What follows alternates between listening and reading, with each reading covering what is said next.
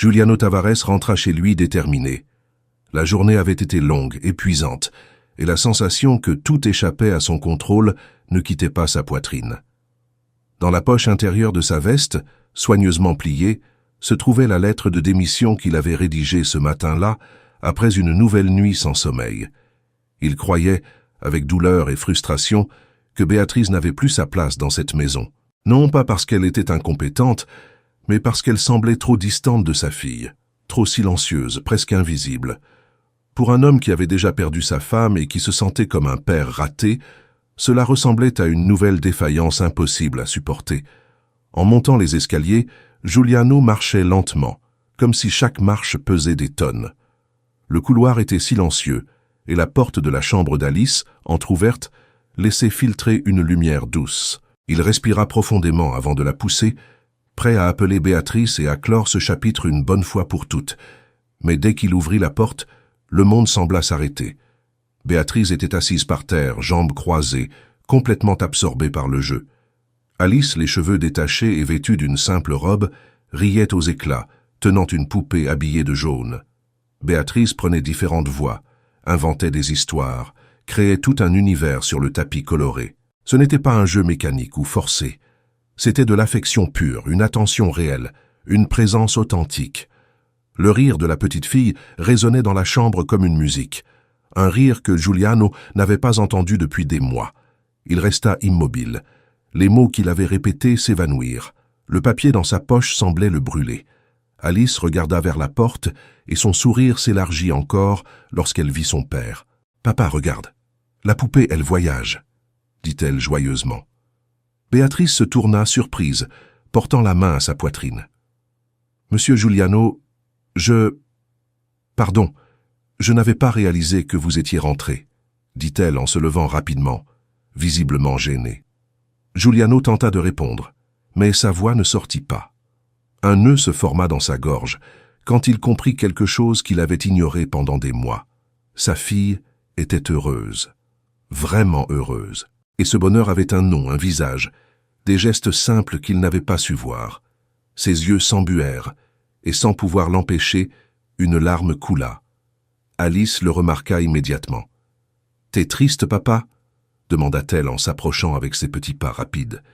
Il s'agenouilla et la serra fort dans ses bras, respirant l'odeur familière du savon pour enfant, sentant la chaleur de son petit corps contre le sien. « Non, mon amour. Papa est juste très ému, » répondit-il en essayant de sourire. Béatrice observait la scène sans savoir quoi faire, les mains entrelacées, le cœur battant. Juliano releva les yeux, et, pour la première fois, la regarda vraiment. Il vit en elle quelque chose qu'il ne s'était jamais autorisé à voir. Une jeune femme simple, mais pleine de dignité, avec une sollicitude silencieuse qui parlait plus fort que n'importe quelle parole. « Béatrice, assieds-toi un peu ici », demanda-t-il en montrant le tapis. Elle hésita mais obéit, gardant une certaine distance. « Il faut que je te dise quelque chose », commença-t-il en prenant une grande inspiration. « Aujourd'hui, je suis rentré chez moi décidé à te renvoyer. » Béatrice devint livide, ses yeux se remplirent de larmes. « Mais après avoir vu ça, après avoir vu ma fille comme ça, j'ai compris que j'avais complètement tort. » Elle baissa la tête, essayant de retenir ses pleurs. « Je n'ai jamais cessé de me soucier d'Alice, monsieur. J'ai juste essayé de respecter la douleur qui régnait dans cette maison, » répondit-elle d'une voix tremblante. Alice retourna s'asseoir par terre et poussa 2 poupées vers eux. « Maintenant vous jouez aussi, » décréta-t-elle. Juliano sourit sans s'en rendre compte et prit une poupée maladroitement, provoquant les éclats de rire de sa fille. Béatrice observait, surprise. Pour la première fois, les 3 semblaient vraiment ensemble. L'après-midi se déroula différemment. Sans réunion, sans téléphone qui sonne, sans cette sensation constante d'absence. Juliano resta là, présent, attentif. Quand Alice commença à bâiller, Béatrice se leva pour préparer le bain, mais il l'arrêta. « Aujourd'hui, c'est moi qui le fais. Tu en as déjà assez fait. » Elle sourit timidement, sentant quelque chose se réchauffer dans sa poitrine. Dans la cuisine, l'odeur du dîner emplit l'espace. Alice parlait sans arrêt, racontant les détails de l'après-midi. Juliano écoutait tout, réalisant à quel point il s'était éloigné de la routine de sa propre fille. Béatrice, silencieuse, observait cette reconnexion avec un sourire discret, comme quelqu'un qui assiste à quelque chose de précieux. Une fois Alice endormie, Giuliano appela Béatrice pour parler. La lettre de démission était toujours dans sa poche, oubliée. « Je dois te présenter mes excuses », dit-il avec sincérité. « Je t'ai jugé sans te connaître. » Béatrice respira profondément. « Je voulais juste m'occuper d'elle comme si c'était ma propre fille », avoua-t-elle. Le silence qui suivit n'était pas gênant. Il était chargé de quelque chose de nouveau, de possibilités. Giuliano comprit à cet instant que la décision qu'il avait failli prendre aurait détruit bien plus qu'une relation professionnelle, quelque chose de bien plus grand, quelque chose qui commençait tout juste à se révéler. Il regarda Béatrice et sut, avec une certitude qui l'effrayait, que cette nuit changerait tout. Cette nuit-là, Giuliano mit longtemps à s'endormir. Le plafond de sa chambre semblait lointain, tandis que ses pensées s'en mêlaient. Il revoyait sans cesse la scène dans la chambre d'Alice, comme un film qui refusait de quitter son esprit. Le rire de sa fille, la naturelle de Béatrice, cette étrange sensation de paix qu'il avait ressentie pour la première fois depuis des mois. Tout cela contrastait trop violemment avec la décision froide qu'il avait prise quelques heures plus tôt. Il réalisa, avec un certain malaise, à quel point il avait été proche de commettre une erreur irréparable. Le lendemain matin, il se réveilla avant le réveil. Il descendit les escaliers en silence et trouva Béatrice dans la cuisine, préparant le café avec des gestes soigneux. Alice était assise à table, concentrée sur son dessin. La scène semblait simple, mais quelque chose en elle était profondément différent. Il n'y avait plus de tension, plus de silence lourd. Il y avait une routine, mais une routine vivante. « Bonjour », dit-il, presque timidement. Béatrice leva les yeux et sourit. « Bonjour, monsieur Giuliano. » Il respira profondément. « Tu peux m'appeler juste Giuliano. » La demande la surprit. Elle acquiesça, un peu embarrassée. Pendant le petit déjeuner, Alice raconta avec enthousiasme qu'elle avait rêvé d'un château rempli de poupées qui parlaient. Giuliano écouta attentivement, riant au bon moment. Béatrice observait cet rapprochement avec prudence, comme quelqu'un qui craint que tout ne soit éphémère. Pourtant, il y avait de l'espoir dans ses yeux. Les jours suivants suivirent un rythme différent. Giuliano rentrait plus tôt, éteignait son téléphone pendant le dîner, lisait des histoires à Alice avant de dormir. De petits changements qui faisaient une grande différence.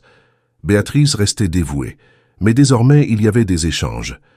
Des conversations rapides dans le couloir, des sourires timides, des regards qui duraient une seconde de plus que nécessaire. Aucun des deux ne parlait de ce qui grandissait silencieusement, mais tous deux le ressentaient. Un après-midi, Giuliano rentra plus tôt que d'habitude et trouva Béatrice assise sur le canapé, tenant une enveloppe froissée. Son visage était tendu. « Il s'est passé quelque chose ?» demanda-t-il. Elle respira profondément avant de répondre. « C'est une lettre de l'ancien travail de ma mère. J'ai appris aujourd'hui que l'endroit va fermer. C'est là qu'elle a travaillé jusqu'à sa maladie. » Giuliano s'assit à côté d'elle, attentif. Pour la première fois, Béatrice lui parla de son enfance difficile, de la perte précoce de ses parents, d'avoir appris très jeune à se débrouiller seule. Elle parla sans dramatiser, mais chaque mot portait un poids. Giuliano écouta en silence, ressentant grandir un profond respect. « Tu n'as jamais rien réclamé » commenta-t-il. Elle esquissa un sourire triste.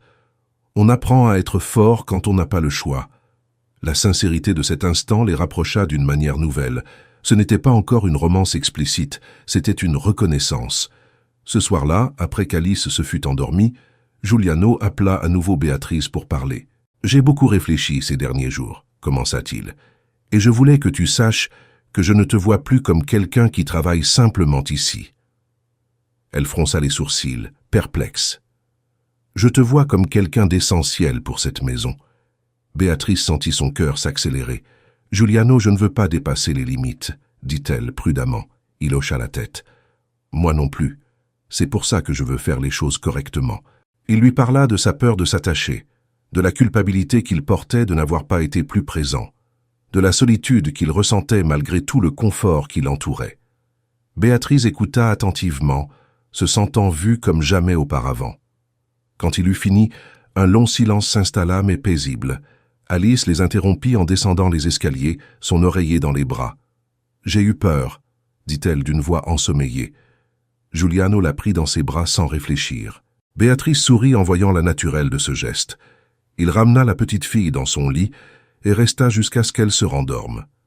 Quand il revint au salon, Béatrice était toujours là. « Merci, dit-elle, d'essayer. » Giuliano sourit. « J'aurais dû essayer avant. » Il respira profondément avant de continuer.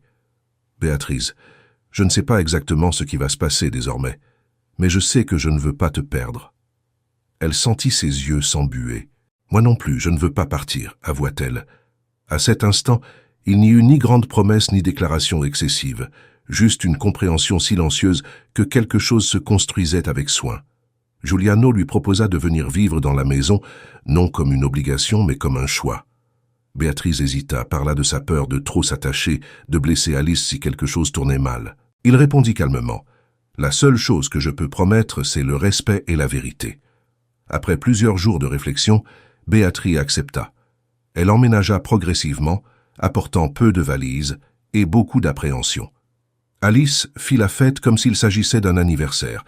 Giuliano observait tout avec attention, déterminé à protéger cette nouvelle configuration de tout jugement extérieur. Les commentaires ne tardèrent pas à arriver. Des parents éloignés d'anciennes connaissances, des regards en coin. Giuliano affronta chacun avec fermeté. Quand son frère remit en question ses choix, il répondit sans hésiter « Elle fait du bien à moi et à ma fille. » Cela suffisait. Béatrice ressentait le poids des jugements, mais elle ressentait aussi quelque chose de plus grand, l'appartenance. Pour la première fois, elle ne se sentait plus invisible. Giuliano veillait à l'inclure dans les décisions, à l'écouter, à la respecter. Avec le temps, l'affection se transforma en amour déclaré, construit avec patience et soin. Une nuit, assis dans le jardin après avoir couché Alice, Béatrice prit la main de Giuliano. « Je n'aurais jamais imaginé que ma vie pourrait être ainsi, » dit-elle. Il serra sa main en retour. « Moi non plus. » Ils regardèrent le ciel en silence, conscients que le chemin à venir aurait des défis, mais certains qu'ils ne le parcourraient pas seuls. Là, sous les étoiles, ils comprirent que le véritable amour ne naît pas d'impulsion, mais de choix quotidiens. Et ce choix, fait dans la chambre d'une enfant, continuait de se confirmer chaque nouveau jour. Des mois plus tard, Giuliano entra à nouveau dans la chambre d'Alice et sourit en se souvenant du passé. Béatrice rangeait les jouets pendant que la petite fille dormait paisiblement. La maison avait un autre rythme, un autre son, une autre vie. Il comprit que choisir de rester, d'écouter et de changer avait sauvé bien plus qu'une relation de travail. Cela avait sauvé une famille entière. Béatrice leva les yeux et croisa les siens, complices. Ils n'eurent pas besoin de parler. L'amour était là, simple et solide, construit avec un respect quotidien, un soin constant et un courage silencieux, prêt à continuer. Ensemble, ils avancèrent, protégeant Alice, choisissant toujours la vérité, l'affection, la présence, le dialogue, l'espoir, la confiance, l'avenir.